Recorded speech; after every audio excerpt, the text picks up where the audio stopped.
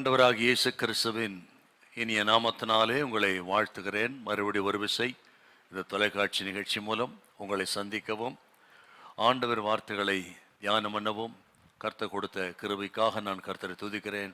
கர்த்தர் நல்லவர். ஹல்லேலூயா, praise the Lord. இப்பொழுதும் கர்த்தர் நம்மோடு பேசும்படியாக தலையை தாழ்த்தி ஜெபம் பண்ணுவோம். பரிசுத்தமுள்ள நல்ல பிதாவே, உமக்கு நன்றி செலுத்துகிறோம். எங்கள் ஆண்டவர் இயேசுவின் நாமத்தில் ஜெபிக்கிறோம். கர்த்தாவே, எங்களோடு பேசும்படி ஜெபிக்கிறோம். பரிசுத்த ஆவியானவரின் திரு கரத்தில் எங்களை அர்ப்பணிக்கிறோம். எல்லா தடைகள் இயேசுவின் நாமத்தில் விலகுவதாக, இயேசு கிறிஸ்துவின் மூலம் நல்ல பிதாவே, ஆமேன். Praise the Lord. ஹல்லேலூயா. இந்த நாள் தியானத்துக்கென்று சுவிசேஷ பகுதியிலிருந்து மத்தேயு சுவிசேஷம் 21ஆம் அதிகாரம் 28 முதல் 31 வசனத்தை வாசிக்க கேட்போம். மத்தேயு 21, 28 முதல் 31 வசனங்கள். ஆயினும் உங்களுக்கு எப்படி தோன்றுகிறது? ஒரு மனுஷனுக்கு 2 குமாரர் இருந்தார்கள். மூத்தவனிடத்தில் அவன் வந்து, மகனே, நீ போய் இன்றைக்கு என் திராட்சை தோட்டத்தில் வேலை செய் என்றான். அதற்கு அவன் மாட்டேன் என்றான்.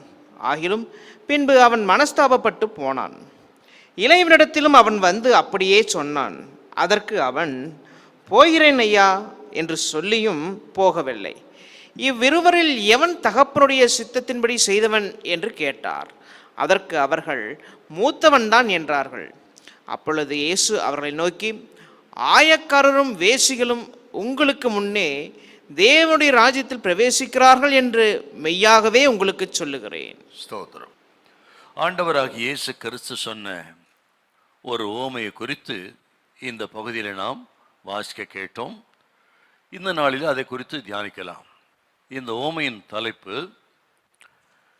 2 மகன்களின் உவமை, 2 குமாரர்களின் உவமை என்கிற தலைப்பில் தியானம் பண்ணலாம்.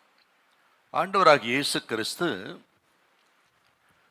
தமது தெய்வீக சத்தியங்களை உவமையின் மூலமாகவே விளக்கி சொல்வதை சுவிசேஷங்கள் அதிகமாக நம்ம பார்க்குறோம். அதிகமான உவமைகளை ஆண்டவர் இங்கே சொல்லியிருக்கிறார். அதில் ஒரு உவமைத்தான் 2 குமாரர்களை குறித்த உவமை. அதாவது தகப்பனுக்கு இருந்த 2 குமாரர்களுக்கு தகப்பன் கொடுத்த வேலை குறித்ததான உவமை தான் இங்கே நம்ம பார்க்குறோம். அதாவது தேவனை விசுவாசித்து மனம் திரும்ப வேண்டும் என்று யோவான் ஸ்நானன் கொடுத்த அழைப்புக்கு பரிசேயர்களும் பிரதான ஆசாரியர்களும் மூப்பர்களும் கீழ்ப்படிய மறுத்துவிட்டார்கள். அப்படி கீழ்ப்படிய மறுத்த அவர்களுக்கு மிகவும் கடிந்து கொண்டு சொன்ன ஓமைகளிலே ஒன்றைத்தான் இந்த பகுதியில் நம்ம பார்க்குறோம். அதாவது ஆண்டவர் சொன்ன ஓமை என்னன்னு கேட்டிங்கன்னா, ஒரு தகப்பனுக்கு 2 குமாரர்கள் இருந்தார்கள். அவர்களில் தகப்பன் ஒரு நாள் மூத்தவனை பார்த்து, நீ போய் என் திராட்சை தோட்டத்தில் வேலை செய் என்று சொன்னான். அதை கேட்ட அந்த மூத்த குமாரன், நான் போக மாட்டேன் என்று சொன்னான். பிறகு தன்னுடைய இந்த பதிலுக்காக அவன் மனம் வருந்தி மனஸ்தாபப்பட்டு அவன் திராட்சை தோட்டத்துக்கு போய் வேலை செய்தான். அதை போலவே இளைய குமாரனை பார்த்து தகப்பன் அவ்விதமாகவே சொன்னான், நீ போய் என் திராட்சை தோட்டத்தில் வேலை செய். அதை கேட்ட இளைய குமாரன் 2வது மகன், போகிறேன் ஐயா என்று மரியாதையோடு சொல்லி, ஆனால் அவன் போகவில்லை, திராட்சை தோட்டத்தில் வேலை செய்யவும் இல்லை. மூத்தவன் சொன்னான், நான் போக மாட்டேன் என்று சொல்லி அவன் மனஸ்தாபப்பட்டு புறப்பட்டு போனான். ஆனால் இளையவனோ போகிறேன் என்று சொல்லியும் போக மறுத்து விட்டான், போகவில்லை. இதை குறித்துத்தான் ஆண்டவர் இயேசு அங்கே இருந்த அந்த பரிசேயரிடத்தில் கேட்கிறார். இவர்களில் எவன் தகப்பனுடைய சித்தத்தை செய்தான் என்று சொன்ன பொழுது பரிசேயர்கள் சரியாய் சொன்னார்கள், மூத்தவன் தான் என்று சொன்னார்கள். என்று சொல்லி ஆண்டவர் இயேசு அந்த ஓமை எதற்காக சொன்னார் என்பதை இங்கே விளக்கி சொல்றதை நம்ம பார்க்கிறோம். இந்த ஓமையுடைய கருத்து என்னன்னு கேட்டீங்கன்னா, திராட்சை தோட்டம் தகப்பனுடைய திராட்சை தோட்டம்னு பார்க்கிறோம். அந்த திராட்சை தோட்டம் என்பது இஸ்ரவேல் தேசத்தை குறிக்கிறது. வேதாகமத்தில் பல இடங்களிலே திராட்சை தோட்டம் என்பது இஸ்ரவேல் தேசம் என்பது குறித்து நம்ம பார்க்கிறோம். குறிப்பா 80ஆம் சங்கீதத்தில் 8 முதல் 16 வசனங்களும், ஏசாயா 5ஆம் அதிகாரத்திலேயும் இஸ்ரவேல் தேசம் என்பது அது ஒரு திராட்சை தோட்டத்துக்கு ஓமானமாக சொல்லப்பட்டிருக்கிறத நம்ம பார்க்கிறோம். அப்போ திராட்சை தோட்டம் என்பது இஸ்ரவேல் தேசத்தை குறிக்கிறது. தகப்பனுக்கு இருந்த 2 குமாரர்கள் என்பது இஸ்ரவேல் தேசத்தில் இருந்த அந்த யூதர்களில் 2 பகுதி, 2 பிரிவான மக்களை குறிக்கிறது. ஒரு பிரிவு யாருன்னு கேட்டீங்கன்னா, சுயநீதி உள்ள பரிசேயர்களின் கூட்டம். பரிசேயர்கள், பிரதான ஆசாரியர்கள், மூப்பர்களாகியவர்கள் சுயநீதி உள்ளவர்கள். அவர்கள் தான் 2வது குமாரன், இளைய குமாரன். போறேன்னு சொல்லிட்டு போகல, பார்த்தீங்களா அவன். அடுத்தது இன்னொரு கூட்டம் யாருன்னு கேட்டீங்கன்னா, ஆயக்கார்களும் பாவிகளுமாகிய மக்கள். அவர்கள் தங்கள் போக்கிலே போனாலும், ஆனால் இயேசு கிறிஸ்துவுடைய வார்த்தை விசுவாசித்து மனம் திரும்பி அவர் ஏற்றுக்கொண்டால் ரட்சிக்கப்பட்டார்கள். அது மூத்த குமாரனை குறிக்கிறது. அவன் போக மாட்டான்னுட்டு மனசாப்பட்டு போனான், பார்த்தீங்களா. அதே போல் இந்த ஆயக்காரும் பாவிகளும் வேசிகளும் தங்கள் வழியிலே மனம் போன போக்கில் போனாலும், பிறகு இயேசு கிறிஸ்துவின் வார்த்தை கேட்டு விசுவாசித்து அவர் ரட்சிக்கப்பட்டார்கள். அப்படி அந்த 2 குமார் என்பது 2 பிரிவு மக்களை குறிக்கிறது. இந்த முதல் பிரிவு என்ன சொன்ன பார்த்தீங்களா, சுயநீதி உள்ளவர்கள். அவர்கள் யோவான்சானுடைய செய்தியை கேட்டார்கள், ஆனால் விசுவாசிக்க மறுத்து விட்டார்கள், மனம் திரும்ப மறுத்து விட்டார்கள். ஏனென்றால் மனம் திரும்புதல் எங்களுக்கு தேவையில்லை, நாங்கள் ஆபிரகாமின் குமார்கள் என்கிற சுயநீதி உள்ள மக்களாக இருந்தார்கள். அந்த இளையகுமார் சொன்னான், பார்த்தீங்களா, போகிறேன் ஐயான்னு சொல்லிட்டு போகல. அதே போல கேட்டாங்க அவங்க வசனத்தை, ஆனால் விசுவாசித்து மனம் திரும்பவில்லை. காரணம், எங்களுக்கு மனம் திரும்புதல் தேவையில்லை, நாங்கள் ஆபிரகாமின் குமாரர்கள் என்று சொல்லி சுயநீதி உள்ள மக்களாக இருந்தார்கள். பார்த்தீங்களா. அப்படித்தான் இன்றைக்கு அநேகர் இருக்கிறார்கள். அநேகருடைய சுயநீதி தங்களை நல்லவர்களாக காண்பித்து தங்களுக்கு இந்த ரட்சிப்பு மனம் திரும்புவது தேவையில்லை என்று சொல்லுகிற சுயநீதி உள்ள மக்கள் இன்றைக்கும் இருக்கிறார்கள். நீங்க லூக்கா 18ஆம் அதிகாரத்தில் பரிசேயன் ஆயக்காரன் ஓமை குறித்து நம்ம பார்க்கிறோம். ஆண்டவர் சொன்னது அதுவும் இந்த ஆயக்காரர்களை குறித்தும் பரிசேயரின் சுயநீதியை குறித்து சொல்லப்பட்ட ஓமை தான் அது. இன்னும் சொல்ல போனால் மத்தேயு சுவிசேஷம் 3ஆம் அதிகாரம் 7 சில வார்த்தைகள் வாசிக்கும்படி கேட்கிறேன். அங்கே இந்த பரிசேயரின் நிலைமை, ஏன் மனம் திரும்புதல் அவர்களுக்கு இல்லை, யோவான்சான் கடிந்து கொண்டு மனம் திரும்ப சொன்னார்னா வாசிக்கும் பார்க்கலாம். மத்தேயு சுவிசேஷம் 3ஆம் அதிகாரம் 8 சில வார்த்தைகள். பரிசேயரிலும் சதுசேயரிலும் அநேகர் தன்னிடத்தில் ஞானஸ்நானம் பெறும்படி வருகிறதை அவன் கண்டு விரியன் பாம்பு குட்டிகளே, வரும் கோபத்துக்கு தப்பித்துக் கொள்ள உங்களுக்கு வகை காட்டினவன் யார்? மனம் திரும்புதலுக்கு ஏற்ற கனிகளை கொடுங்கள். மனம் திரும்புதலுக்கு ஏற்ற கனிகளை கொடுங்கள். ஆபிரகாம் எங்களுக்கு தகப்பன் என்று உங்களுக்குள்ளே சொல்லிக் கொள்ளாது நினையாதிருங்கள். ஆபிரகாம் எங்கள் தகப்பன் என்று உங்களுக்குள்ளே நினையாதிருங்கள், சொல்லிக் கொள்ளாதிருங்கள். தேவன் இந்த கல்லுகளினாலே ஆபிரகாமுக்கு பிள்ளைகளை உண்டு பண்ண வல்லவராய் இருக்கிறார் என்று உங்களுக்கு சொல்லுகிறேன். நாங்கள் ஆபிரகாமின் குமாரர்கள், எங்களுக்கு மனம் திரும்புதல் தேவையில்லை, நாங்கள் பிறப்பாலே ரட்சிக்கப்பட்ட ஜனன்ற மாதிரி பேசுறாங்க பாரு. ஆகவே தான் அவர்கள் அந்த இளையகுமாரனுடைய சுபாவம் என்று ஆண்டவர் இந்த உண்மையில சொல்றார். ஆனால் இந்த ஆயக்காரர்களும் வேசிகளும் பார்த்தா கீழ்த்தரமான ஒரு செயலை செய்த பாவிகளாக இருந்தாலும், ஆயக்காரர்கள் மிகப்பெரிய பாவிகளாக இருந்தாலும் கூட, ஆனால் அவர்களுக்குள்ளே இந்த பாவின் மேல் கிருபையாயிரும் என்று சொல்லி அந்த ஆயக்காரன் மார்பில் அடித்து கொண்டு அழுதானே, அந்த மனம் திரும்புதலின் இருதயம் அவளுக்குள்ள இருந்தது. தங்களுடைய நடக்கைகளை நினைத்து செயலை நினைத்து அவர்கள் வருந்தினார்கள். அவர் தான் ஆயக்காரர்களும் பாவிகளும் வேசிகளுமா இருந்த ஜனம். அந்த மூத்தவன் போக மாட்டேன்னு சொல்லிட்டு புறப்பட்டு மனஸ்தாபப்பட்டு போனான் பாருங்க. அதை போல இந்த ஆயக்காரர்களும் பேசிக்கிடும் பாரு. லூக்காசு விசேஷம் 5ஆம் அதிகாரத்துல தன் நிலையை உணர்கிற மனஸ்தாபப்படுகிற மனிதனுடைய நிலைமை குறித்து ஒரு வசனம் இருக்குது. லூக்கா 5:8 கொஞ்சம் வாசிங்களேன். சீமோன் பேதுரு அதை கண்டு இயேசுவின் பாதத்தில் விழுந்து ஆண்டவரே, நான் பாவியான மனுஷன், நீர் என்னை விட்டு போக வேண்டும், நீர் என்னை விட்டு போக வேண்டும். தன் நிலைமையை நம்ம உணர்ந்தால் இப்படி தாழ்த்தி மனஸ்தாபப்படுவாங்க. இன்னைக்கு ஏன் மனஸ்தாபம் மனம் திரும்ப வரலன்னா, தங்கள் உள்ளான நிலைமையை உணர்ந்து கிடையாது. அவர் தான் பரிசேயர்கள், அவர்கள் தான் மூப்பர்கள், அவர்கள் தான் பிரதான ஆசாரிய கூட்டங்க, அவர்கள் தான் அந்த இளையகுமாரன் போல, இந்த ஊமையில் ஒரு இளையகுமாரன் போல. கேட்கிற அருமையான கத்திரி பிள்ளைகளே, நமது சுயநீதி எல்லாம் அழுக்கான கந்தைகள். ஏசாயா 64:6 நம்ம பார்க்குறோங்க. ஆக நான் தான தர்மம் செய்கிறேன், நான் தசமாக கொடுக்குறேன், நான் அப்படி இருக்கிறேன் இப்படி இருக்கிறேன், சோத்திர அவனை மாதிரி இல்லை இவனை மாதிரி இல்லை என்கிற இந்த சுயநீதி தேவனுக்கு முன்பாக அழுக்கான கந்தை. அதை நம்ம உணரணுங்க முதல்ல. ஆகவே நம்முடைய நிலைமையை உணர்ந்து மனஸ்தாபப்பட்டு ஆண்டவர் சொல்றபடி செய்கிற அந்த முதல் குமாரனை போல நம்ம இருக்கணும். மனம் திரும்பாத, மனஸ்தாபப்படாத, சுயநலம் உள்ள, சுயநீதி உள்ள பரிசேயனை போல இருக்கக்கூடாது.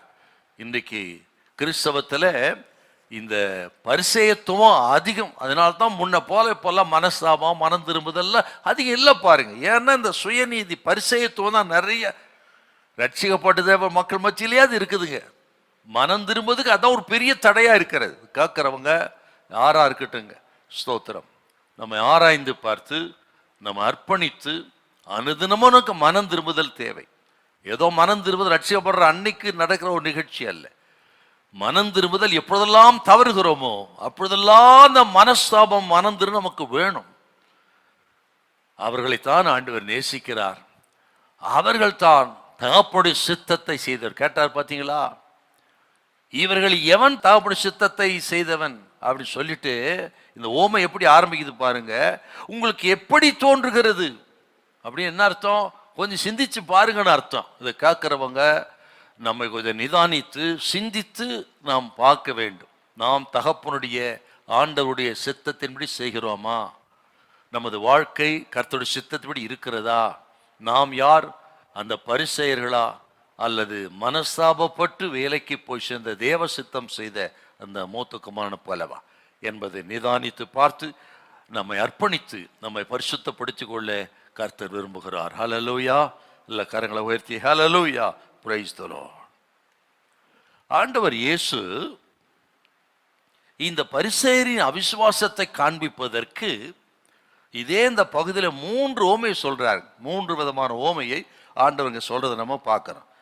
ஒன்று வாசிக்க கேட்ட 21ஆம் அதிகாரத்தில் 28, 32 வசனத்தில் ஒரு தகப்பனுக்கு இருந்த 2 குமாரர்களை குறித்து சொல்லப்பட்டது.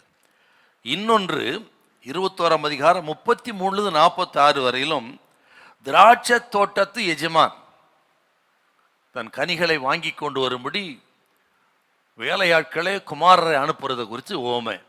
ரெண்டாவது.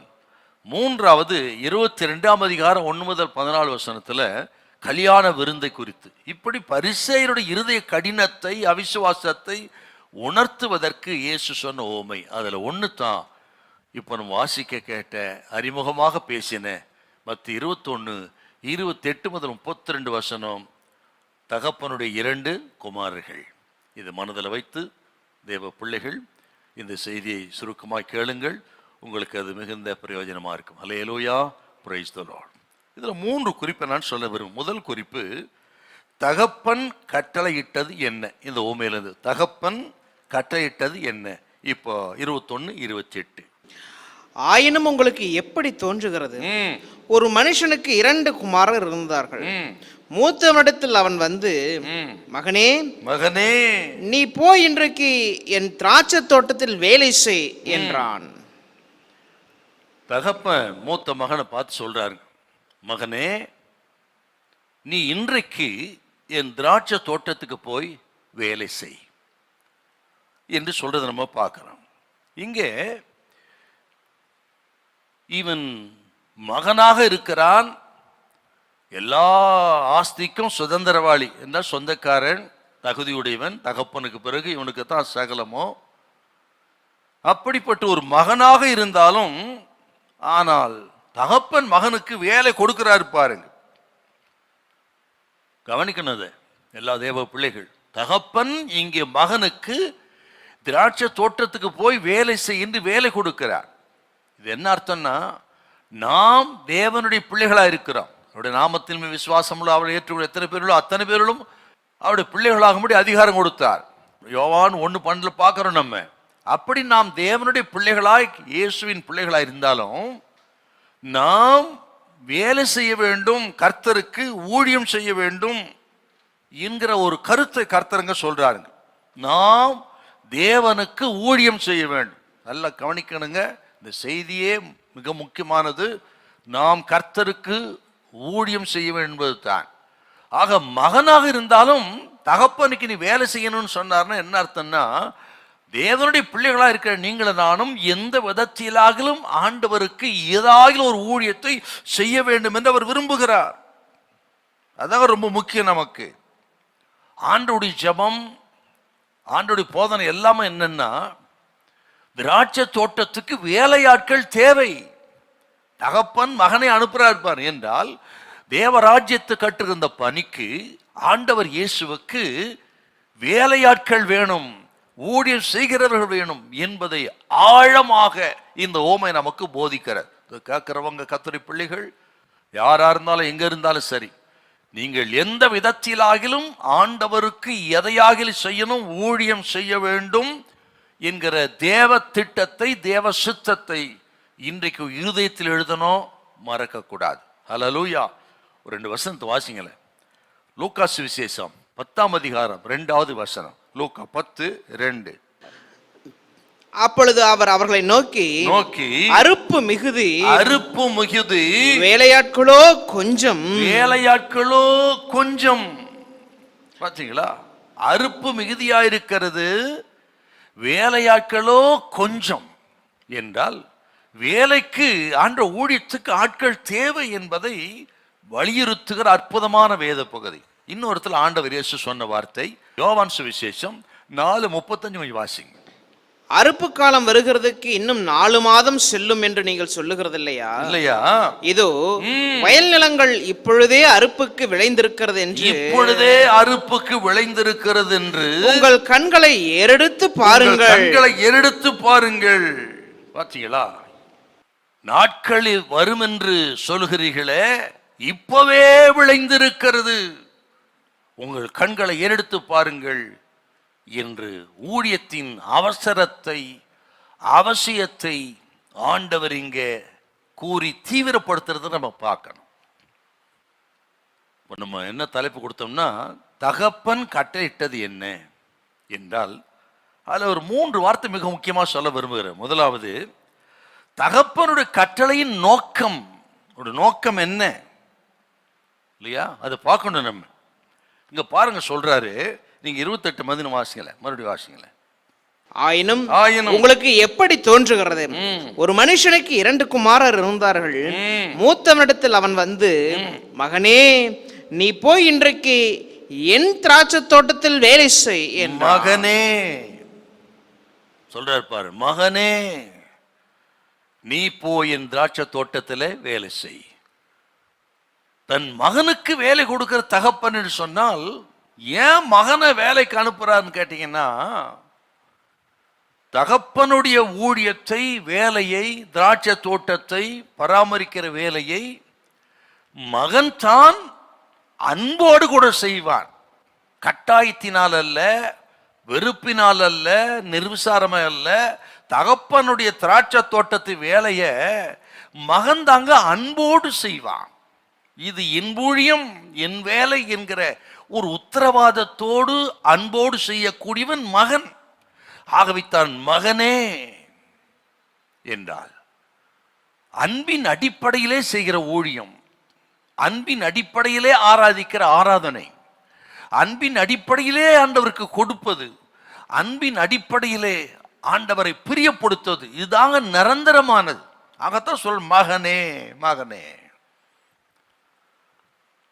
பவுலடிகள் தன் ஊழியத்தை குறித்து சொல்லும் பொழுது நம்ம எல்லாருக்கும் தெரிஞ்ச ஒரு வசனம் இருக்குது. 2 கொரிந்தியர் 5ஆம் அதிகாரம் 14 என்னங்க சொல்லுது? 2 கொரிந்தியர் 5 இன்னைக்கு கடமைக்காக செய்கிற ஊழியம், கடமைக்காக ஆராதனை எல்லாம் கடமைக்காய் போயிடுச்சு பெரும்பாலும் கிறிஸ்தவம். கவனிக்கணுங்க, ஏன் மகனை அனுப்புறாரு கவனிங்க. கிறிஸ்துவனுடைய அன்பு எங்களை நெருக்கி ஏவுகிறது. கிறிஸ்துவின் அன்பு எங்களை நெருக்கி ஏவுகிறது. அந்த அன்பு இருந்தா தாங்க நெருக்கி ஏவ முடியும். அவர் ஊழியத்தை அத்தனை பாரத்தோடு கருத்தோடு கரிசனையோடு செய்ய முடியும்னா அன்பு இருந்தா தான் செய்ய முடியும்.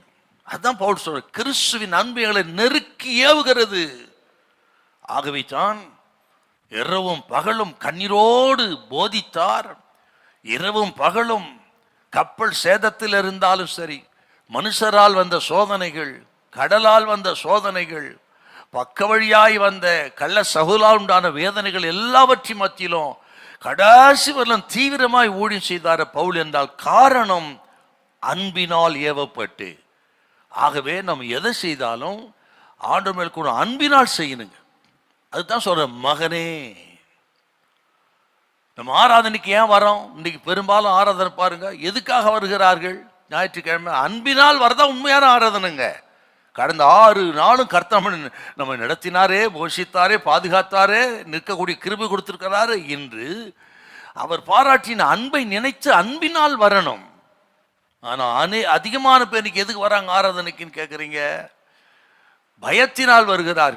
ஆராதனை போகலன்னா ஏதோ நடக்கும், ஏதோ ஆக்சிடென்ட் நடக்கும், நஷ்டமாயிரும், போற காரியம் நடக்காது, நமக்கு ஏவம்பு என்று ஏதோ பயத்தினால் ஆராதனைக்கு வரணும் தான் ரொம்ப அதிகம். போலாம் இந்த ஊழியத்தில் அதிகமாக பார்க்குறேன், இப்போ பயந்து தான் ஆராதிக்கிறார்கள். பயம் என்பது அந்த ரெவரன்ஸ், பயபக்தி வேற. ஆனால் ஏதோ நடந்துருமோ என்கிற பயம், அப்படி வரணும் தான் நிறைய. இது உண்மையான ஆராதனை கிடையாது. அன்பினால் ஏவப்பட்டு செய்கிற ஆராதனை. அதுதான் சொல்றாருங்க மகனே மகனே. அருமையான கர்த்தருடைய ஜனமே, இது கேட்கிறவங்க ஆண்டவர் மேல் கொண்ட அன்பினால் நம்ம கர்த்தர் கொடுத்த ஊழியத்தை, கிறிஸ்தவ ஜீவியத்தை, ஆராதனை முறைமைகள் எல்லாவற்றையும் அன்பினால், அன்பு நெருக்கப்பட்டு ஏவி அதை நம்ம செய்யணும். ஆகவே சொல்றாரு பாருங்க, மகனே மகனே. இப்போ மகனேன்னு சொன்னார்னா இன்னொரு அர்த்தம் இருக்குது. என்னன்னா, மகனுடைய வேலை, மகனுடைய நேரம், மகனுக்கு இருந்த பலன், அவன் செல்வாக்கு, அவனுக்கு ஆசீர்வாதம், எல்லாவற்றும் மேலும் தகப்பனுக்கு முழுமையான அதிகாரம் இருக்கிறது. மகனுக்கு தான் இல்லைங்களா? அவன் வேலையா இருந்தாலும் சரி, வியாபாரமா இருந்தாலும் சரி, அது பலனோ சாமர்த்தியமோ செல்வாக்கு எதுவா இருக்கட்டுங்க, எல்லாவற்றும் இது முழு அதிகாரம் தகப்பனுக்கு இருக்குது.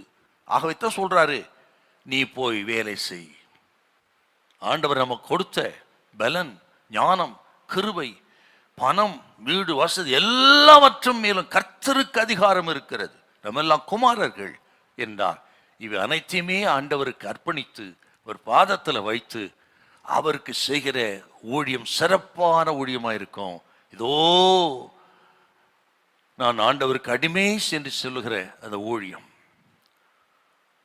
இதாவே நான் என்ன செய்ய சித்தமா இருக்கு, இயேசுவே நான் என்ன செய்ய சித்தமா இருக்கு என்று தன்னை முழுவதும் அர்ப்பணித்து செய்கிற இந்த ஊழியம். அதுதான் சொல்ற மகனே. ஆகவே நான் சொன்னேன், நமது பலன், நம்ம சொல்றோம் இது ஏன் வேலை, இது ஏன் பணம், ஏன் வீடு இருக்கலாம், அதை சம்பாதிக்கூடிய பலனை அவர் தான் கொடுக்குறாரு. ஐஸ்வர்யத்தை சம்பாதிக்க பலனை நான் கொடுக்கிறேன்னு உபாகமம் 8ஆம் அதிகாரத்தில் வாசிக்கிறோமே என்றால், பலன், ஞானம் எல்லாம் அவர் கொடுத்துதாங்க. ஆகவே பணத்தின் மீது அவருக்கு அதிகாரம் இருக்கிறது. நமது வீட்டின் மீது, குடும்பத்தின் மீது, வேலையின் மீது, நமது சரீரத்தின் மீது, சகலவற்றின் மீது அவருக்கு அதிகாரம் இருக்கிறது. அவர் தான் சொல்றாரு, நீ என் வேலை செய் என்றார்.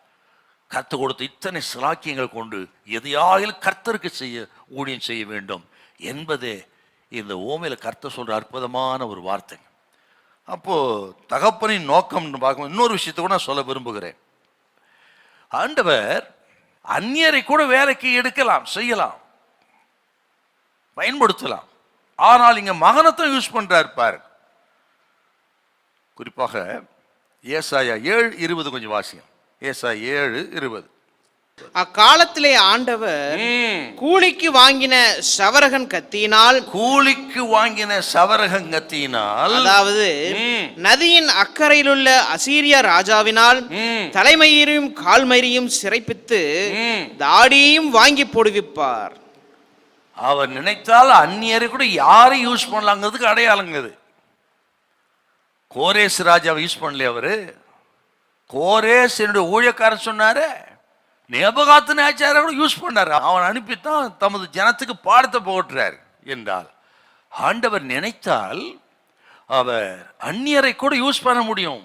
ஆனால் இங்கே மகனை ஊழியத்துக்கு அனுப்புறார் பாரு. ஏனென்றால் மகனுக்கு அந்த ஊழியத்தின் ஆசீர்வாதம் சேர வேண்டும் என்று நினைக்கிற தகப்பன். ஆகவே தேவச்சனம் இதை உணர்ந்து தகப்பனுடைய அந்த விருப்பத்தை உணர்ந்து ஸ்தோத்திரம் நம்மேல் வைத்த பொறுப்புகளை சிறப்பாக செய்யுங்க. இன்னொரு வசனத்தை வாசிக்கலாமா? நீதிமொழிகள் 27:18. நீதிமொழி 27:18. அத்திமரத்தை காக்கிறவன் அதன் கனியை புசிப்பான். அத்திமரத்தை காக்கிறவன் அதன் கனியை புசிப்பான். தன் எஜமானை காக்கிறவன் கனமடைவான். பார்த்தீங்களா? அப்போ மகன் ஊழியம் செய்தால் ஒரு ஆசீர்வாதம் உண்டு. ஆகவே அத்திமரத்தை காக்கிறவன் அதன் கனியை புசிப்பான், தன் எஜமான காக்கிறவன் கனமடைவான் என்றால், கர்த்தருக்கு ஊழியம் செய்தால் அதன் பலனை நீங்கள் அனுபவியாமல் போவதே கிடையாது. ஆகவே தான் யோவான் 12:26 நம்ம பார்க்கிறோம், ஒருவன் எனக்கு ஊழியம் செய்தால் பிதாவானவர் அவனை கனம் பண்ணுவார். ஆகவே உங்களால் முடிந்த ஊழியத்தை கர்த்தருக்கு செய்யுங்கள். பிதாவின் கனம் உங்களுக்கு உண்டாகும், ஆசீர்வாதம் உண்டாகும். ஹல்லேலூயா, ஸ்தோத்திரம். இன்னொரு வார்த்தை, இந்த தகப்பன் கட்டளை இது என்ன என்பதில் ரெண்டாவது வார்த்தை பார்க்கணுங்க. தகப்பனுடைய இருதயத்தின் விருப்பம். மகனேன்னு சொன்னாரா, அப்புறம் வேலை செய்ய அப்படின்னு சொல்றாரு பாரு. இது தகப்பனுடைய இருதயத்தின் விருப்பங்க. ஆண்டவர் இயேசு கிறிஸ்து இருதயத்தின் விருப்பத்தை இங்கே நாம் பார்க்கிறோம். தகப்பனுடைய பண்ணையில அநேக வேலைக்காரர்கள் இருந்தாலும் கூட அவருடைய மகன்கள் சும்மா இருப்பதை அவர் விரும்புகிறது இல்லை. நல்லா கவனிக்கணுங்க. நம்ம தேவஜனம் அவருடைய பிள்ளைகள் ஊழியம் செய்யாமல் எந்த வேலையும் செய்யாமல் சும்மா இருப்பதை அவர் விரும்புகிறது. ஆகவேத்தா மகனே நீ இந்த வேலையை செய் அப்படின்னு அனுப்புறாரு பாருங்க. என்றால் நாம் சும்மா இருக்கிறதை அவர் விரும்புகிறதே இல்லை. ஆண்டவருக்கென்று எதையால் செய்யணுங்க. ஏதோ எனக்காக நமக்காக வாழ்ந்த நமக்காக பிழைச்சங்கிறது இல்லை.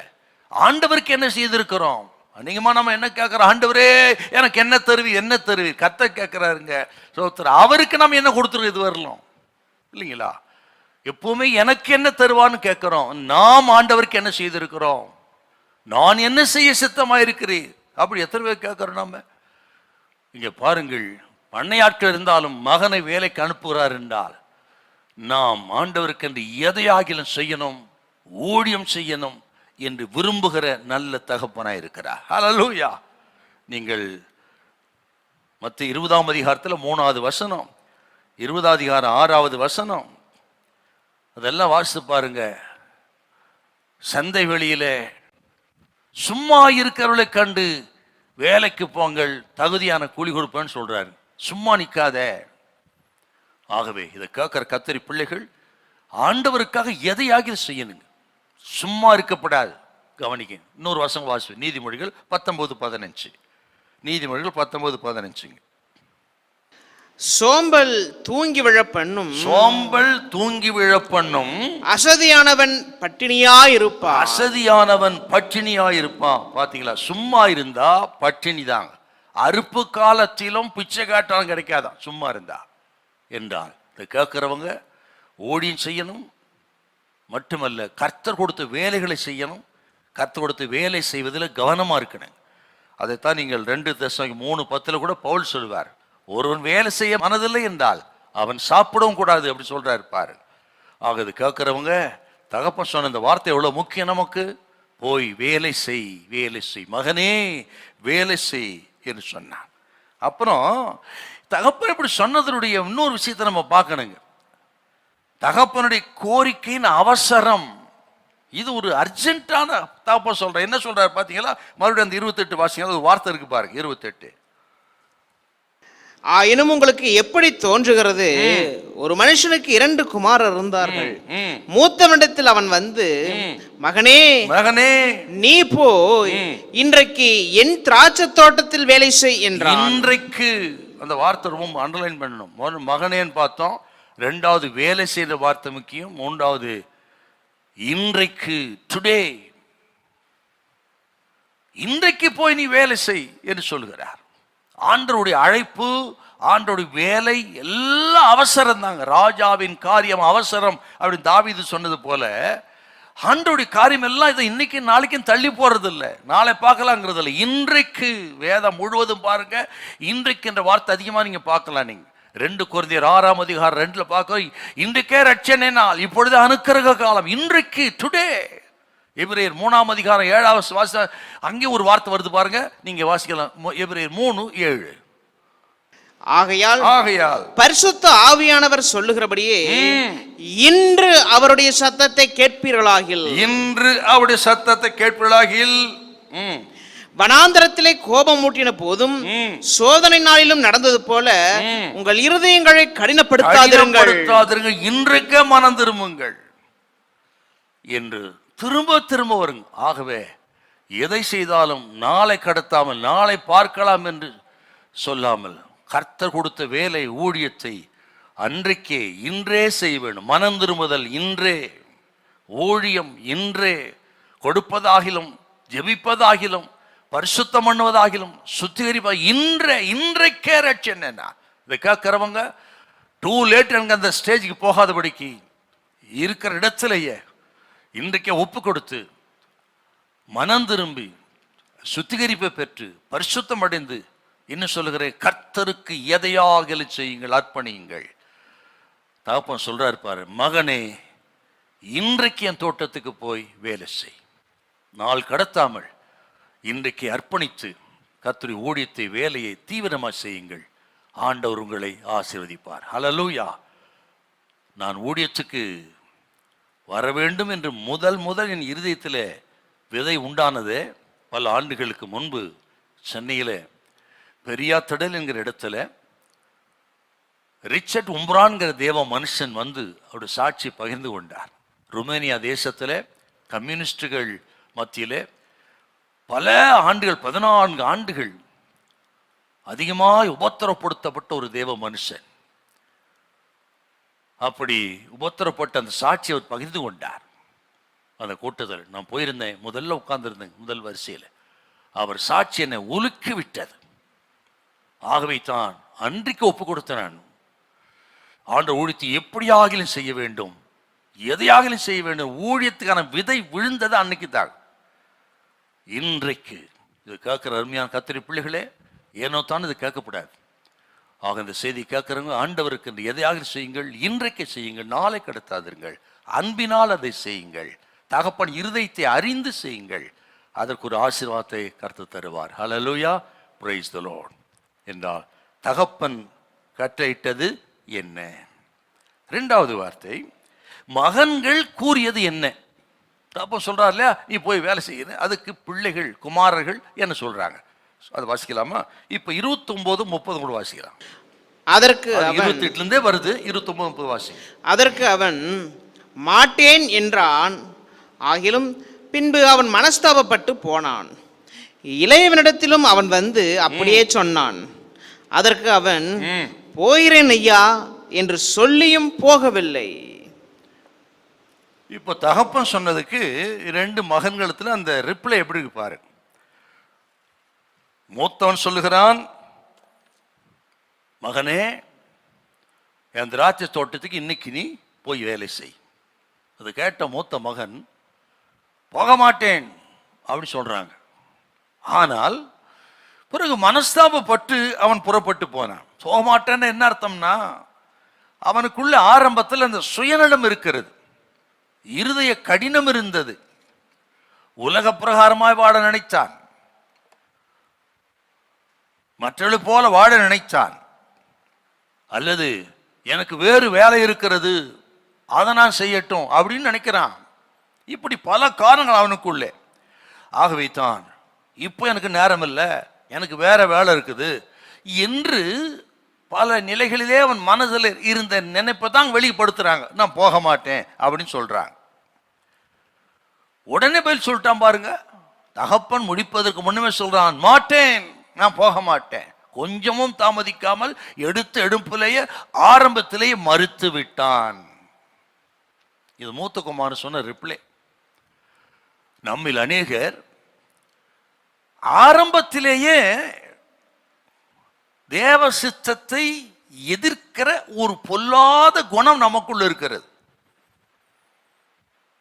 அது பிரசங்கத்தை கேட்டாலும் சரிங்க, ஊழியத்துக்கான அழைப்பு வந்தாலும் சரி, நீங்கள் பரிசுத்தம் அடையணும், சுத்திகரிக்கணும், போற போக்கு சரியில்லை என்று கர்த்தர் எதை பேசினாலும் சரி, அநேகரை நான் பார்க்கிறேன் ஆரம்பத்திலேயே இது எனக்கு உரியது அல்ல என்று அதை தன் உள் வாங்கி கொள்ளாமல் எதிர்த்து நிற்கிற சுபாவம் இன்றைக்கும் அநேகருக்கு இருக்கிறது. அதை தாங்க இந்த மூத்தகமா வெளிப்படுத்துற. கொஞ்சம் கூட அவன் வெயிட் பண்ணல பாருங்க, ஆரம்பத்தில் நான் போக மாட்டேன் அப்படி சொல்றான் பாருங்க. இப்படி நம்மில் அநேகர் ஆரம்பத்திலேயே எதிர்த்து நிற்கிற இந்த சுபாவத்தினால அடுத்த ஸ்டெப்புக்கு நம்ம போகவே முடியல பாருங்க. நான் சொல்லுகிறேன் தேவ ஜனத்துக்கு, முதல்ல கீழ்ப்படிதல், அப்புறம் தான் முதல்ல அந்த கீழ்ப்படிதல் ஒப்பு கொடுத்தால்தான் அது அடுத்த கட்டளை ஆண்டவரிடத்தில் வரும். அப்போதான் ஆசீர்வாதம் உண்டாகுங்க. எடுப்பிலே நான் போக மாட்டேன், நடக்க மாட்டேன், செய்ய மாட்டேன் என்று அது கதவை நீங்கள் மூடிட்டீங்கன்னா ஆசீர்வாதம் வருவது நின்று போயிடும், காணாமலே போயிடும். கவனிக்கணுங்க. லூக்கா 5 பார்க்குறோம். ஆண்டவர் சொல்றாரு, சீமோனே உன் படகை சற்றே தள்ளுன்னு சொல்றாரா? அந்த நிலைமை அன்னைக்கு பார்த்தீங்கன்னா அவருக்கு முழுதும் பிரயாசப்பட்டு ஒன்றும் அகப்படலை, வெறுமையா இருக்கிறாரு. வெறுமையான படகு, வெறுமையான இருதயம், வெறுமையான எதிர்காலத்தோடு விரக்தியா இருக்கிறார். அப்பதான் அப்பா சொல்றாரு, சற்றே தள்ளு. அந்த முதல் கீழ்ப்படிதலுக்கு சீமோன் கீழ்ப்படிந்து தன் படகை தள்ளினான். அதன் பிறகுதான் அடுத்த கட்டளை வருகிறது, உன் படகை எடுத்துக்கொண்டு ஆழத்துக்கு தள்ளி கொண்டு போய் வலைகளை போடு. போட்ட பிறகு 2 படகு அமிழ்ந்து போகத்தக்கதான் திரளான மீன்களை பிடித்து அவருடைய விரக்தி மாறியது. பாத்தீங்களா? ஆரம்பத்திலேயே ஆண்டவரே முடியாது சாமி, ராத்திரி எல்லாம் பிரயாசப்பட்டேன், ஒன்றும் நடக்கல, இதுக்கு மேல என்ன ஆக போகுது அப்படின்னு சொல்லியிருக்கலாம். அல்லது நாளைக்கு பார்க்கலாம் ஆண்டவரே என்று சொல்லிக்கலாம். ஆனா சொல்லலை பாருங்க. ஆகவே தானே சொன்னேன், ஆரம்பத்தில் எதையும் தடுத்து நிறுத்து டோரை க்ளோஸ் பண்ணாதீங்க, ஒப்பு கொடுங்கள். பாருங்க, சற்றே தள்ளுவதற்கு அவன் ஆயத்தமான பொழுது 2வது கட்டளை வந்தது, அவன் படகை நிரப்பினார். அது கேட்கிற உங்களுக்கு தான் கர்த்தர் பேசுறாரு. ஒப்பு கொடுங்கள், அர்ப்பணிங்க. செகண்ட் தாட் வேண்டாம், முடியாது நடக்காது என்று சொல்லி நீங்களே உங்கள் ஆசீர்வாதத்துக்கு முடிவை உண்டு பண்ணாதிருங்கள். அதை குறிக்கிறது இந்த மூத்த மகனுடைய ரிப்ளை, மாட்டேன். தன் சொந்த காரியத்துக்காகவே முதலிடம் கொடுத்தவன். அந்த நினைப்பு அவனுக்குள்ள இருந்தது. பிறகு நான் போனான்னு வச்சுக்கோங்க. காரணம் இப்படி சுயநலம், தன்னுடைய சொந்த காரியம், அதை குறித்து. ஆகவே தான் அப்படி சொன்னான். இன்னொரு விஷயத்தை கூட சொல்லணும். நான் இதில் நான் போக மாட்டேன்னு சொல்றான் அப்படின்னு பார்க்குறான். அநேகர் இன்றைக்கு அப்படி ஆண்டவருடைய ஊழியத்துக்கோ கர்த்தர் சொல்ற வார்த்தைக்கோ கீழ்ப்படியாமல் மாட்டேன் என்று சொல்லுகிறவர்கள் அநேகர் உண்டு. நம்மள வந்து பார்த்தீங்கன்னா நிறைய பேர் பேசுகிற மகன்கள் உண்டு, ஆனால் வேலை செய்கிற மகன்கள் மிக குறைவு. நம்ம ஊழியத்திலும் சரி எல்லாவற்றிலும் பார்க்குறோம், பேச்சு தான், ஆனால் செய்கிறது கிடையாது. இவன் எடுப்பிலே போக மாட்டேன்றான் பாருங்க. என்று சொன்னால் எதை குறிக்கிறது? தகப்பனுடைய வேலை அவசரம். திராட்சை தோட்டத்தை காக்க வேண்டியது, வேலை செய்ய வேண்டியது மிக முக்கியம். இல்லைண்டா தோட்டம் கெட்டு போயிடும். மாட்டேன்னுட்டானே. அதே போல் கோடான கோடி மக்கள் அழிந்து கொண்டிருக்கிறார்கள். இந்த தேசத்தில், பட்டணத்தில் அழிந்து கொண்டிருக்க அந்த மக்கள் மேல் இருக்க வேண்டிய பாரம், அவசரத்தை உணராத கிறிஸ்தவர்கள், ஆண்டவர் இயேசுவின் இருதயத்தை உணராத கிறிஸ்தவர்களுக்கு அடையாளங்க அது, இல்லையா? எத்தனை பேர் குடியில வெறி எப்போ இல்லாத அளவுக்கு இந்த நாட்களில் பாருங்க, போதை பழக்கம், குடி வெறி, சகலவித அசுத்தம், ஆபாசம். முன்பு இருந்த காட்டில் 10 வருஷம் முன்பு இருந்த நிலைமை இன்னைக்கு டோட்டலாக மாறிடுச்சு. அழிந்து கொண்டிருக்கிறார்கள் குடினால். அது கண்கூடா பார்க்கிறோம் எங்க திரும்பினாலும். அப்படி இருக்கும் பொழுது இப்படி சார் நம்ம அமைதியா இருக்க முடியும்? எப்படி நம்ம ஜெபிக்காம இருக்க முடியும்? அழிந்து போகிற ஆத்துமகள் மீது கரிசனை இல்லாம இருக்க முடியும்? கொஞ்சம் யோசனை பாருங்களேன். அப்படி பாரம் இல்லாத, கீழ்ப்படியாத, அவசரப்படாத, ஆண்டவர் இருதயத்தை புரிந்து கொள்ள முடியாத கிறிஸ்தவர்கள் தான் இன்னைக்கு அதிகமா இருக்கிறார்கள். நம்ம சுற்றி இருக்க ஜனத்தை பாருங்க, தேசத்தை பாருங்க, பட்டணத்தை பாருங்க. சோத்திரம் எவ்வளவு அடிந்து கொண்டு கோடான கோடி மக்கள் நாள்தோறும் அடிந்து கொண்டிருக்கிறார்களே. ஆகவே தான் ஆண்டவர் இயேசுடைய பாரத்தை உணர்ந்து தாங்க நம்ம பேசுறேன். எசேக்கியேல் 22:30 நமக்கு நல்லா தெரியும் என்ன சொல்றாருங்க. ஆண்டவருடைய பாரத்தை அங்க பாத்தீங்களா? வாசிங்க பார்க்கலாம். எசேக்கியேல் 22:30 என்ன சொல்லுதுங்க? நான் தேசத்தை அழிக்காதபடிக்கு திறப்பிலே நிற்கவும், நான் தேசத்தை அழிக்காதபடிக்கு திறப்பிலே நிற்கவும், சுவரை அடைக்கவும் தக்கதாக, சுவரை அடைக்கவும் தக்கதாக ஒரு மனுஷனை தேடினேன், ஒரு மனுஷனை தேடினேன், ஒருவனையும் காணேன், ஒருவனையும் காணேன். ஆண்டவர் தேடுகிறார், அங்கலாய்க்கிறார். நலமில்லாத இந்த மக்களுக்காக நாள் முழுவதும் என் கரங்களை நீட்டினேன் என்று கதறி சொல்கிற வார்த்தை பார்க்கிறோமே. ஆண்டவர் நாள் முழுதும் கையை நீட்டி காத்துட்டு இருக்கார் பாருங்கள்.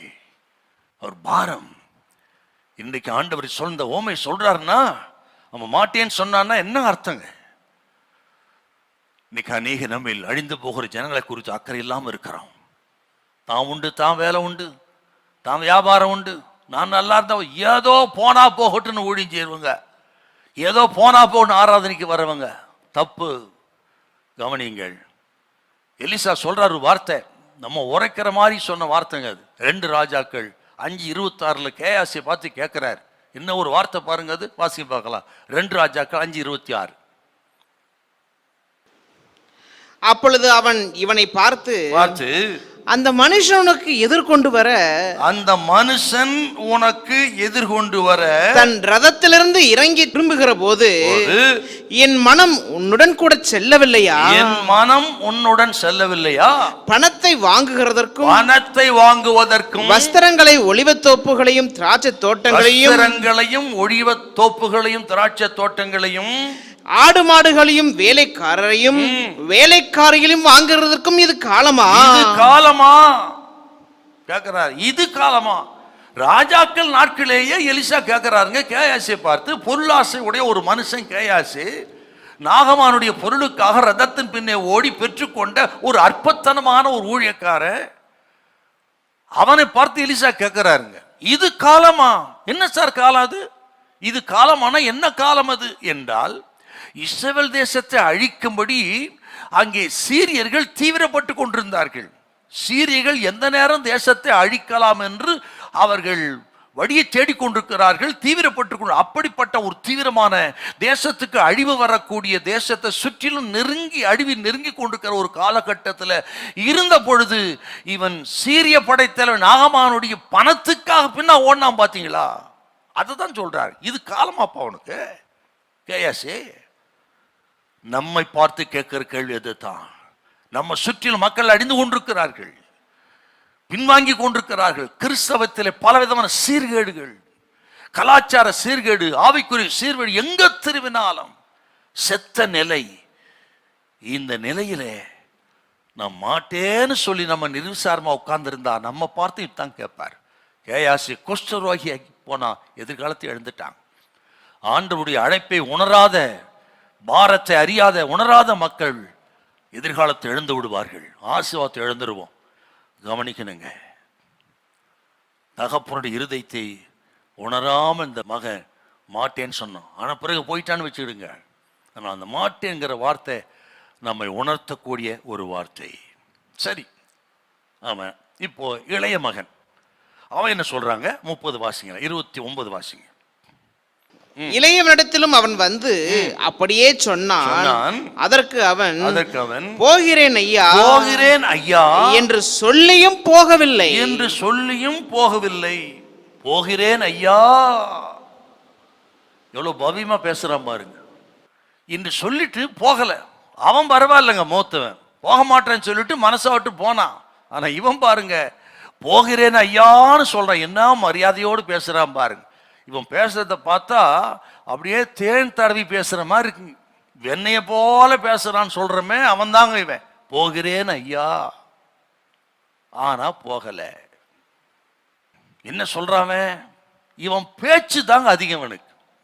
இவன் பேச்சு இனிமையா இருக்கிறது, மிருதுவா இருக்கிறது, ஆனால் செயல் அதற்கு மாறா இருக்கிறது. போகிறேன் ஐயா, என்னவோ ரொம்ப ஆர்வத்தோடு இருக்கிறது போல பேசுறான். இப்பவே போகிறன்ற மாதிரி பேசுறான். தகப்பனே என்ன நம்புங்க, இப்ப போறேன் என்று போவதற்கு வேலை செய்வது துடிப்பதை போல ஒரு நடிப்புங்க அவனுக்கு. சொல்றான் போகிறேன் ஐயா. இப்படிப்பட்ட இளைய மகன்கள் நம்மில் அநேகர் இருக்கிறார்கள். வாயில தான் ஊழியம், வாயில தான் பரிசுத்தம், வாயிலே தான் வைராக்கியம், ஆனால் செயலில் இல்லை. இதுதாங்க இன்னைக்கு பரிதாபம். இன்னைக்கு நம்ம எவ்வளோ பாடுறோம், அன்பு கூறுவேன் இன்னும் அதிகமா, எப்படி செய்யறோமா? என் உயிரே அப்படிங்கிறோம். இதுக்கு என்ன சம்பந்தம்? ஒரு துரும்பு கூட தூக்கி போட மாட்டோம் ஆண்டவருக்காக. ஒரு சின்ன மழை துளி விழுந்தா போதும், அன்னைக்கு சர்வீஸ் கட்டு. ஆனா பாடுற பாட்டுனாங்க, உயிரே அன்பு கூறுவேன் இன்னும் அதிகமாய் அன்பு கூறுவேன். இப்படி ஆராதிக்கிறோம், பாடுகிறோம். சில நேரத்தில் பிரசங்கம் பண்றதை பார்த்தா வானமே இடிந்து விழுந்து விடும். ஆனால் செயல் அதுக்கு மாறா இருக்கிறது. அவன் தாங்க அந்த இளைய மகன். என்னை போல பேசினான்னு சொன்னானே, போகிறேன் ஐயான்னு சொன்னானே, அவன் தாங்க. நாம் ஆராதனைக்கும் செயலுக்கும் வித்தியாசம் இல்லை. நமது பிரசங்கத்துக்கு வாழ்க்கைக்கு சம்பந்தம் இல்லைங்க. இன்னைக்கு தாங்க பெரும்பாலான பிரசங்கம். ஆகவே தான் அடிக்கடி நான் விசுவாசி சொல்லுவேன், நமது ஜீவியமே ஊழியமாக இருக்க வேண்டும்.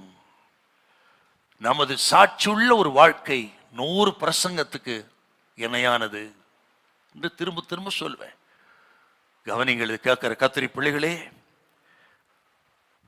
இவன் அவ்வளவாய் பேசினான், ஆனால் அவன் போகவில்லை. தகப்பனை ஏமாத்திரன்னு நினைச்சுக்கிட்டான், தன்னைத்தானே ஏமாற்றி கொண்டான். வேலை செய்யலைன்னா தோட்டம் கெட்டு போயிடும். யாருக்கு நஷ்டங்க? இவன் மகன், இவனுக்கு தானே நஷ்டம். தகப்பனை ஏமாற்றுவதை நினைத்து தன்னை ஏமாற்றி கொண்டான். அப்படிதான் இன்னைக்கு அநேக கிறிஸ்தவர்கள் ஆண்டவரை ஏமாத்த நினைக்கிறாங்க. ஆண்டவர் ஒரு நாள் ஒருவனை ஏமாற்ற முடியாது. சகலவர் கண்களுக்குமா நிர்வாணமா இருக்கிறது, வெளியரங்கமா இருக்கிறது. அவருக்கு தெரிய ஒண்ணு நடக்காது. அவர் ஏமாத்தல ஒருபோது நினைக்க முடியாதுங்க. இவன் அப்படி நினைச்சாங்க, ஆனா கெட்டு போயிட்டாங்க. ஸ்தோத்திரம். கவனிங்கள், ஒரு வசனம் ஞாபகத்து வருது எனக்கு. யோவான் சுவிசேஷம் 14:15 கொஞ்சம் வாசிங்களேன். யோவான் 14:15. நீங்கள் என்னிடத்தில் அன்பா இருந்தால் என் கற்பனைகளை கை கொள்ளுங்கள். என்னிடத்தில் அன்பா இருந்தால் என் கற்பனைகளை கை கொள்ளுங்கள். என்னிடத்தில் அன்பா இருக்கு என்று சொன்னால் நான் சொல்றதை செய்யுங்கப்பா. சொல்றதை செய்யாமல் பாடிக்கொண்டே இருந்தா எப்படி? என்னிடத்தில் அன்பு கூர்ந்தால் என் கற்பனைகளை கை கொள்ளுங்கள். இன்னொரு வசனம் மத்தேயு 15:8 கூட வாசிங்களேன். 15:8. இந்த ஜனங்கள் தங்கள் வாயினால் என்னிடத்தில் சேர்ந்து தங்கள் உதடுகளினால் என்னை கனம் பண்ணுகிறார்கள். அவர்கள் இருதயமோ எனக்கு தூரமாக இருக்கிறது. அவன் தாங்க இவன். பேச்சுக்கு செயலுக்கு சம்பந்தம் இல்லை. பேசுகிறான், ஆனால் செயல் இல்லை. சொல்வது ஒன்று, செய்வது வேறொன்று. அதனால தான் இன்னைக்கும் கிறிஸ்தவம் ஏன் சார் தேசத்தில் பரவல? சமீபத்தில் மகாத்மா காந்தியுடைய சரித்திரத்தை கொஞ்சம் அப்படி வாசித்த பொழுது, இந்த தேசத்தை சுதந்திரம் பெற்றுத்தர வேண்டும் என்று அவர்கள் பேசினது கொஞ்சம், செயல்பட்டுதான் பெரும்பாலும். சத்தியாகிரகம் என்றும் ஒத்துழையாமை இயக்கம் என்றும் தான் கொண்ட கொள்கைகளை உறுதியாய் நின்று செயல்பட்டார். எத்தனை வருஷம் சிறைக்கு போயிருக்கார் மகாத்மா காந்தி. தேசத்தை எப்படியாக சுதந்திரத்தை கொண்டு வரணும்னு எத்தனை வருஷம் சிறைக்கு போயிருக்காருங்க. கவனிங்கள். ஆகவே தான் குறுகிய காலத்தில் பிரிட்டிஷார் கருத்திலிருந்து தேசத்தை அவர்கள் வென்றெடுத்து சுதந்திரம் வாங்கி கொடுத்தாருங்க. கிரியை தாங்க. இதை கேட்கிற அருமையான கத்திரி பிள்ளைகளே, கவனிங்கள். அவன் பேசினாயா, ஆனா செய்யல. பேச்சு நல்லா தான் இருக்குது. ஒருத்தர் சொன்னார் இப்படி, பூக்களும் மொட்டுகளும் கனிகள் அல்ல அப்படி சொன்னார். பூக்களும் மொட்டுகளும் கனிகள் அல்ல என்றால் அது கனி ஆகணும், பூ மொட்டாகி மொட்டு கனி ஆகணும். ஆனால் அநேகர் இன்னைக்கு பூக்களை போல அழகா பேசுறாங்க, பார்ப்பதுக்கு நல்லா இருக்கிறாங்க, மொட்டுகளை போல கனி இருக்கிறது போல இருக்கிறாங்க, ஆனால் கனி இல்லை. கேட்கிற கத்திரி பிள்ளைகளே இதை உணர்ந்து நம்ம பேசுவது போல் செயல்பட செய்கைக்கு வரணும். அது ரொம்ப முக்கியங்க. அதைத்தான் உணர்த்தி இது சொல்றாரு. இயேசுவை பாருங்கள், ஆண்டவர் எதை இயேசு பேசினாரோ அதையே செய்தார் இயேசு, இல்லையா? சத்துருக்களை சிநேகிங்கள் என்றார், சத்துருக்களுக்காக ஜெபம் பண்ணுங்கள் என்றார், சத்துருக்களுக்காக போஜனம் கொடுங்கள் என்று சொன்னார். மத்தேயு சுவிசேஷம் 5ஆம் அதிகாரம் நீங்கள் 38-44 வாசித்து பாருங்க. அது மட்டும் அல்ல, ஒருவன் ஒரு கணத்தில் அறிந்தால் மறு கணத்தையும் காட்டு சொன்ன, இது எல்லாவற்றையும் அப்படி செயலில் காண்பித்தார இயேசு. லூக்கா எழுதின சுவிசேஷம் 23:34 என்னங்க சொல்றது? பிதாவே, இவர்களுக்கு மன்னியும், தாங்கள் செய்கிறது என்னதென்று அறியாது இருக்கிறார்களே. அடிக்கிற, காரி உமிழ்ந்த, கன்னத்தரைந்த சத்துக்களுக்காக ஜெபம் பண்ணாருங்க. அது மட்டும் இல்ல, இப்படி ஆண்டவர் போதித்தார், போதித்தபடி வாழ்ந்தார். பழி வாங்காதிருங்கள், பதில் செய்யாதிருங்கள், பழி வாங்குவது எனக்குரியது என்னெல்லாம் போதித்தாரு. அப்படி வாழ்ந்தார் இல்லையா? வாழ்ந்தார். பாருங்க, வாசிக்கலாம். 1 பேதுரு 2ஆம் அதிகாரம் 21 கொஞ்சம் வாசிக்க பார்க்கலாம். 1 பேதுரு 2:21-22 வசனங்கள். இதற்காக நீங்கள் அழைக்கப்பட்டும் இருக்கிறீர்கள், ஏனெனில் கிறிஸ்துவும் உங்களுக்காக பாடுபட்டு நீங்கள் தம்முடைய அடிச்சோடுகளை தொடர்ந்து வரும்படி உங்களுக்கு மாதிரியை பின்வைத்து போனார். அவர் பாவம் செய்யவில்லை, அவருடைய வாயிலே வஞ்சனை காணப்படவும் இல்லை. அவர் வையப்படும் போது பதில் வையாமலும் செய்யவில்லை, பாடுபடும் போது பயமுறுத்தாமலும் நியாயமாய் தீர்ப்பு செய்கிறவருக்கு தம்மை ஒப்புவித்தார். அடிக்கப்படுவர் கொண்டு போகிற ஆட்டுக்குட்டி போல் இருந்தார். பிலாத்து நியாயம் விசாரித்த பொழுதும் மாறுத்துற ஒன்று சொல்லவில்லை. யோவான் சுவிசேஷம் 19:9 பார்க்கிறோமே என்றார். அனைத்தையும் சகித்து ஏற்றுக்கொண்டு சிலுவைக்கு போய் மரித்து அடக்கம் பண்ணப்பட்டு 3ஆம் நாள் உயிரோடு இருந்ததன் விளைவு, பேசியபடியே செயல்பட்டதின் விளைவு உலக ரட்சகரானா. நம்ம எல்லாம் ரட்சிக்கப்பட்டனா நம்ம செய்யறது எவ்வளவு முக்கியங்க. போகிறேன் ஐயா என்று சொன்னான், போகல. நஷ்டம் தகப்பனுடைய திராட்சை தோட்டம். ஒரு தகப்பனுக்கு பழத்தோட்டம் இருக்குன்னு வச்சுக்கிடுங்க. அந்த பழத்தோட்டத்தில் குரங்குகள் புகுந்து நாசம் பண்ணுதுன்னா அதை பார்த்துக்கிட்டு மகன் உட்கார்ந்துருந்தா என்ன அர்த்தங்க சொல்லுங்க? தகப்பன் வரட்டும், உத்தரவு கொடுக்கட்டும், பிறகு போறேன்னு தான் என்ன அர்த்தம்? மகனுக்கு அடையாளம் இல்லை என்றால் நஷ்டப்படுகிறது என்று அறிந்த மகன் உடனே புறப்பட்டு குரங்களை துரத்துவாங்க. அப்படித்தான் இன்றைக்கு தேவராஜ்யம் நஷ்டப்பட்டு கொண்டிருக்கிறது. ஆத்மகள் அழிந்து கொண்டிருக்கிறார்கள். பார்த்து கொண்டு சும்மா இருப்பவர் மகன்கள் அல்ல. இதோ நான் போகிறேன் என்று புறப்பட்டு போய் நம்மால் ஆனதை செய்ய தேவன் நம்மை அழைக்கிறார். ஹல்லேலூயா, பிரைஸ் தி லார்ட். எவ்வளவு அருமையான ஓமை பார்த்தீங்களா? 3வது, முதல்ல பார்த்தோம் தகப்பன் கட்டளையிட்டது என்ன, 2வது பார்த்தோம் மகன்கள் கூறியது என்ன, 3வது மகன்கள் செய்தது என்ன. குமாரங்க என்ன சொன்னாங்கன்னு பார்த்தோம், அவர்கள் செய்தது என்ன. இப்போ வாசிக்கலாமா? மறுபடியும் 29:30. அதற்கு அவன் மாட்டேன் என்றான். ஆகிலும் பின்பு அவன் மனஸ்தாபப்பட்டு போனான். இளையவனிடத்திலும் அவன் அப்படியே சொன்னான். அதற்கு அவன் போகிறேன் ஐயா என்று சொல்லியும் போகவில்லை. மூத்தவன் சொல்றான், போக மாட்டேன்னுட்டான், மனஸ்தாபப்பட்டு புறப்பட்டு போனான். 2வது மகன் இளையவன் போகிறேன் ஐயா என்று சொன்னான், ஆனால் போகவில்லை. இதுதான் அந்த 2 பேரும் செஞ்சது. அவன் புறப்பட்டு போனான், இவன் புறப்பட்டு போகவில்லை. இந்த 2 பேருமே தவறு செய்தவர்கள் தான். அவன் போக மாட்டேன்னு சொன்னானா தப்பு ஏத்துனா தப்பு தானே, இவன் போறேன்னு சொல்லிட்டு போகாம விட்டானே தப்பு தானே. ஆக 2 பேரும் தவறு செய்தார்கள். ஆனால் இவர்கள் எவன் குறைவாக தவறு செய்தான் என்பது தான் இங்க நம்ம கவனிக்க வேண்டியது. எவன் அதில் குறைவா தவறு செய்தான் அதை பார்த்தீங்கன்னா, மூத்தவன் பேச்சிலே தவறினான், இளையவன் செய்கையில் தவறினான். அப்படியே நான் சொல்றது கவனிச்சுட்டே வரணும். நீங்க மூத்தவன் பேச்சிலே தவறிவிட்டான், இவன் இளையவன் செய்கையிலே தவறிவிட்டாங்க. நல்லா கவனிக்கணும், நம்ம வார்த்தையை விட செய்கை தாங்க மிக முக்கியமானது. அது மட்டும் கிடையாது, துவக்கத்தை விட முடிவுதான் ரொம்ப முக்கியம். எப்படியோ துவக்கியிருக்கலாம், ஆனால் முடிவு என்ன? கொஞ்சம் இதை அப்படியே மனசில் வச்சு முக்கியமான சில காரியங்களை சொல்லுவேன். கேட்டு அர்ப்பணித்து இந்த நாளில் உங்கள் செய்தி மிகுந்த பிரயோஜனமாக இருக்க கர்த்தர் உங்களுக்கு உதவி செய்வாராக. ஹல்லேலூயா, ஸ்தோத்திரம். இதுல இருந்து பார்த்தீங்கன்னா, ஒரு மனிதனுடைய தொழிலுக்கும் வேலைக்கும் எவ்வளோ பெரிய வித்தியாசம் இருக்கிறது என்பதை நம்ம பார்க்குறோம். நான் போறேன்னு சொல்லிட்டு அவன் போகலைன்னா பாருங்க எவ்வளோ பெரிய வித்தியாசம். அதே போல் இன்றைக்கும் நமது தொழிலுக்கும் வேலைக்கும் அல்லது நமது சொல்லுக்கும் செயலுக்கும் மிக பெரிய வித்தியாசம். அதுதான் இன்றைக்கு கிறிஸ்தவம், அதுதான் கிறிஸ்தவம். சில வசனத்தை சொல்லுவேன், நீங்க வாசித்து பாருங்க. மத்தேயு சுவிசேஷம் 7ஆம் அதிகாரம் ஆண்டவர் சொன்ன வார்த்தை 21 வருஷம் கொஞ்சம் வாசிக்க பார்க்கலாம். 21 கொஞ்சம் வாசிக்கல. 7:21. பரலோகத்தில் இருக்கிற என் பிதாவின் சித்தத்தின்படி செய்கிறவனே, பரலோகத்தில் இருக்கிற என் பிதாவின் சித்தத்தின்படி செய்கிறவனே பரலோக ராஜ்யத்தில் பிரவேசிப்பானே அல்லாமல், பரலோக ராஜ்யத்தில் பிரவேசிப்பானே அல்லாமல் என்னை நோக்கி கர்த்தாவே கர்த்தாவே என்று சொல்லுகிறவன் அதில் பிரவேசிக்க மாட்டான். பரலோகத்துக்குள்ள யார் சார் போவான் என்று கேட்டால் பேசுகிறவன் அல்ல, செய்கிறவனே.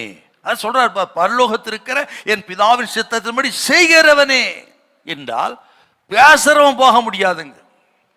தேவனுடைய ராஜ்யம் அது பேச்சில் அல்ல, அது செயல்பாட்டில் இருக்கிறது, செய்கையில இருக்கிறது, கிரியையில இருக்கிறது. பாத்தீங்களா? அதான் அப்பா அங்க சொல்றாருங்க, பேசுறதுக்கு செய்கை வித்தியாசம். சார் இவங்க பரலோகத்துக்கு போக முடியாதுங்க. இப்போ வாசிக்க பார்க்கலாம். ஆண்டவர் சொன்னா ஒரு எச்சரிப்பான வசனங்க, அதுதான் இந்த ஓமையில மிக முக்கியமானது. 21:31 இவ்விருவரில் எவன் தகப்பனுடைய சித்தத்தின்படி செய்தவன் என்று கேட்டார். அதற்கு அவர்கள் மூத்தவன் தான் என்றார்கள். அப்பொழுது இயேசு அவர்களை நோக்கி, ஆயக்காரரும் வேசிகளும் உங்களுக்கு முன்னே தேவனுடைய ராஜ்யத்தில் பிரவேசிக்கிறார்கள் என்று மெய்யாகவே உங்களுக்கு சொல்லுகிறேன். ஆயக்காரர்களும் வேசிகளும் யாருக்கு முன்பு? பிரதான ஆசாரியன், வேதபாரகன், பரிசேயன் சொல்ல ரிலீஜியஸ் பீப்புள், போதிக்கிறவன், ஆசாரியன், தலைவன், மூப்பர்கள், இவர்களுக்கு முன்பு வேசிகளும் ஆயக்காரரும் பாவிகளும் பரலோக ராஜ்யத்தில் பிரவேசிக்கிற என்ற வார்த்தை ஒரு ஷாக் நியூஸுங்க. அவர்களுக்கு மட்டுமல்ல, நமக்கும் அதிர்ச்சி அளிக்கக்கூடிய ஒரு வார்த்தை. ஏன் சார் அப்படி சொன்னார்? சார் அவெல்லாம் கேட்டான் சார், ஆனா மனம் திரும்பல. அதான் முக்கியம். தன் செய்கையை மாற்றிக்கொள்ளவில்லை, மனஸ்தாபப்படவில்லை.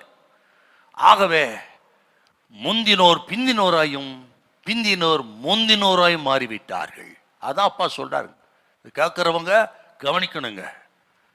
போயிடும் நினைப்பல வாழக்கூடாது. நம்ம இதில் ஒரு வார்த்தை உங்களுக்கு நான் சொல்ல விரும்புகிறேன். நமது கிரியைகளின் படித்தான் நமக்கு நியாய தீர்ப்பு உண்டு, ஆசீர்வாதம் உண்டு. ஆயக்கால வேசிகளும் கிரியை செய்தார்கள், மனம் திரும்பினார்கள், உழவணிந்த விட்டான். அவர்கள் ஆக்கினை தீர்ப்புக்கு தப்பி ஆசீர்வாதத்தை பெற்று பரலோகத்துக்கு போனான்.